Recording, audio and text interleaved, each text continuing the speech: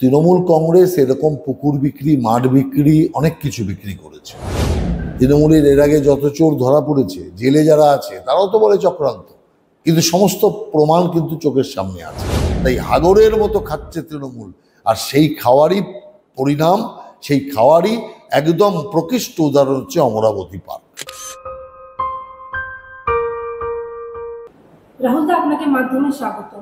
দাদা, আমরা দেখতে পাচ্ছি পানিহাটির অমরাবতী মাঠ প্রায় 83 বিঘা একটি জমি, যেখানে বাচ্চারা খেলাধুলো করে, যেটাকে বলা হয় নাকি ফুসফুস পানিহাটির, তা বিক্রি হয়ে যাচ্ছে। এই খবর যখন সারা তোলপাড় হলো, আমরা দেখছি মুখ্যমন্ত্রী নির্দেশ দিলেন ওখানকার যিনি চেয়ারম্যান রয়েছেন মলয় রায়, তাকে পদত্যাগ করতে হবে। কিভাবে দেখছেন বিষয়টা? না, বিষয় হচ্ছে যে আমি মনে করি যে মলয় রায় ওখানে যে জমি বিক্রি হয়েছে বা যা কিছু দুর্নীতি হয়েছে তার পুরোটা টাকাই নিজেদের কাছে রেখে দিয়েছে, সেই টাকার ভাগ ওপরে পাঠায়নি, যে কারণে গাত্রদাহ শুরু হয়ে গেছে। যেখানে দেখুন ভাগ চলে যাচ্ছে, সেখানে অমরাবতী পার্ক কেন দুনিয়া বিক্রি করে দিল তৃণমূলে, অন্তত পক্ষে কোনোদিন কেউ কাউকে সরতে বলেনি। হঠাৎ সরতে বলার কারণটা কি? কারণ একটাই, যে না জানিয়ে পুরো টাকাটা হজম করার চেষ্টা, আর সেটা ওপরের টাকাটা আসেনি, আর সেই কারণে এই চেয়ারম্যানকে রেখে তো কোনো লাভ নেই। অতএব সরাও। যদি সত্যি সৎ সাহস তৃণমূলের থাকতো, তৃণমূল সুপ্রিমোর থাকতো, তাহলে ওর বিরুদ্ধে এফআইআর করে ওকে জেলখানায় নিয়ে যেত এবং ওর বিরুদ্ধে তদন্ত বসতো। কিন্তু তা কিন্তু নয়, শুধুমাত্র সরিয়ে এক চোরকে সরিয়ে আরেক চোরকে আনার পরিকল্পনা, এছাড়া আর কিচ্ছু না। 83 বিঘার মতো একটি মাঠ, সেটা হঠাৎ করে একটা বিক্রি হয়ে যাচ্ছে, বা এই খবরটা তার বাস্তবতা কতখানি আপনার কি মনে হয়? দেখুন, তৃণমূল কংগ্রেস এরকম পুকুর বিক্রি, মাঠ বিক্রি, অনেক কিছু বিক্রি করেছে। অনেক কিছুকেই সর্বশান্ত করে শেষ করে দিয়েছে, সবুজকে নষ্ট করে দিচ্ছে তৃণমূল কংগ্রেস।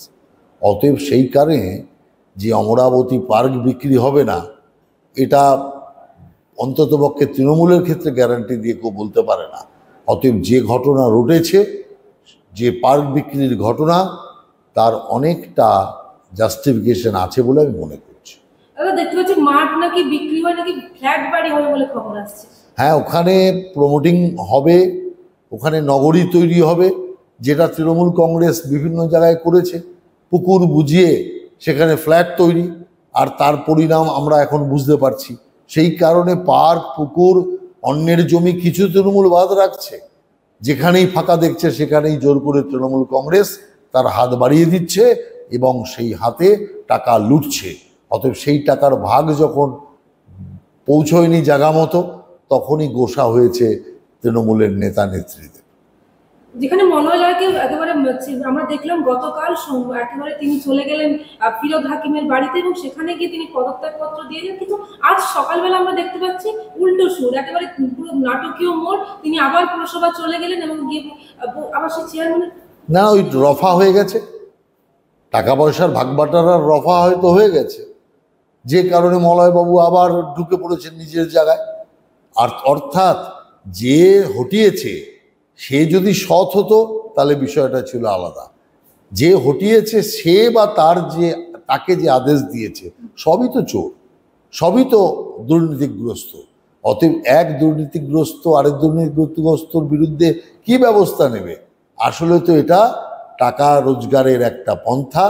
টাকা মিটে গেলে, কাটমানি এসে গেলে সব সমস্যার সমাধান। কিন্তু মলয় রায় তিনি তো একেবারে এখনো বলে যাচ্ছেন যে বাজে কথা, অপবাদ, চক্রান্তের গন্ধ পাচ্ছেন তিনি।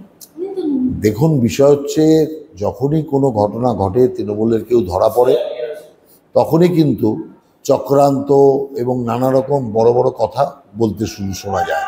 তৃণমূলের এর আগে যত চোর ধরা পড়েছে, জেলে যারা আছে তারাও তো বলে চক্রান্ত, কিন্তু সমস্ত প্রমাণ কিন্তু চোখের সামনে আছে। এখানে প্রশ্ন যে খোদ মুখ্যমন্ত্রীকে কেন হস্তক্ষেপ করতে হবে? মুখ্যমন্ত্রীকে হস্তক্ষেপ এই জন্য করতে হয়েছে যে দুর্নীতির সীমা ছাড়িয়ে গিয়েছে এবং এত বড় একটা জমি দুর্নীতি হলো, তার ভাগ জায়গা মতো পৌঁছলো না। অতএব যে ববি হাকিম, তার কথা শুনবে না এটা জানে, ববি হাকিমের কোনো ওজন নেই।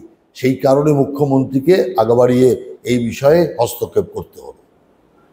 তড়িঘড়ি ওই যে মলয় রায়কে স্মরণটা পুরোটাই কি আইওয়াস বলে আপনার মনে হচ্ছে? একদম, এটা পয়সার খেলা, আর কিচ্ছু না। কাটমানি পৌঁছে গেলেই সব সমস্যার সমাধান। কাটমানি পৌঁছায়নি, অর্থাৎ এত বড় একটা পার্ক বিক্রি হয়ে যাচ্ছে, সেই পার্কে বিল্ডিং উঠছে, আর সেই পয়সা যদি জায়গা মতো না পৌঁছয় তাহলে যে অবস্থা হয় আজকে সেই অবস্থা হয়েছে। টাকা পয়সার সেটিং সব হয়ে গেছে, আর কোনো ঝামেলা নেই। মানে এই যে মাঠ দখল, এটা কি তৃণমূল আমলে স্বাভাবিক? তৃণমূল আমলে তো সব সময় স্বাভাবিক। একটা হয়েছে, মাঠের পর মাঠ, পুকুরের পর পুকুর তৃণমূল দখল করছে, জঙ্গল পর্যন্ত কেটে ফেলছে, কেটে সেখানে প্রমোটিংয়ের ব্যবসা চলছে। অর্থাৎ তৃণমূল তার কিছু বাকি রাখছে না, সবই। এমনকি লোকের জমি পর্যন্ত তৃণমূল হাতিয়ে নিয়ে সেখানে বিল্ডিং করে দিচ্ছে, অজস্র মামলা এখনো কোর্টে ঝুলছে। অতএব তৃণমূল কংগ্রেস তো এখন বেপরোয়াভাবে শুরু করেছে, 26-এর আগে যত পারো খেয়ে নাও, কারণ 26-এর পরে যদি আর খাওয়ার সুযোগ না পাওয়া যায়, তাই হাগরের মতো খাচ্ছে তৃণমূল। আর সেই খাওয়ারই পরিণাম, সেই খাওয়ারই একদম প্রকৃষ্ট উদাহরণ হচ্ছে অমরাবতী পার্ক। দাদা একটাই প্রশ্ন আপনাকে বলছি, সে যদি ওখানকার পুরপ্রধান মলয় রায় যদি বলে থাকেন যে চক্রান্ত হয়েছে, তাহলে উনি তো ওখানকার পুরসভার চেয়ারম্যান, ওনার বিরুদ্ধে তাহলে কে চক্রান্ত হয়েছে? এখানে খোদ মুখ্যমন্ত্রী ওনাকে বলেছেন পদত্যাগ করতে। না না, তার মানে উনি কি বলতে চাইছে মুখ্যমন্ত্রী চক্রান্ত করছে? তার মানে ফিরহাদ হাকিম চক্রান্ত করছে ওকে হাঁটানোর? তা সেটা মলয় রায় খোলসা করে বলুক। ঘুরিয়ে ফিরিয়ে তো বলে দিয়েছে চক্রান্ত করছে মুখ্যমন্ত্রী, চক্রান্ত করে হাঁটাচ্ছে ফিরহাদ হাকিম। অতএব ইতিমধ্যেই ওপরতলার নেতাদের বিরুদ্ধে যুদ্ধ ঘোষণা মলয়বাবু করে দিয়েছে। তাহলে এখনো যে উনি বসে আছেন চেয়ারম্যান, বসে আছে, ভাগ বাটোয়ারার হিসাব ঠিকঠাক হয়ে গেছে, যে কাটমানি নিয়ে লড়াই ছিল কাটমানি মিলে গেছে, যে কারণে আর কোনো সমস্যা নেই।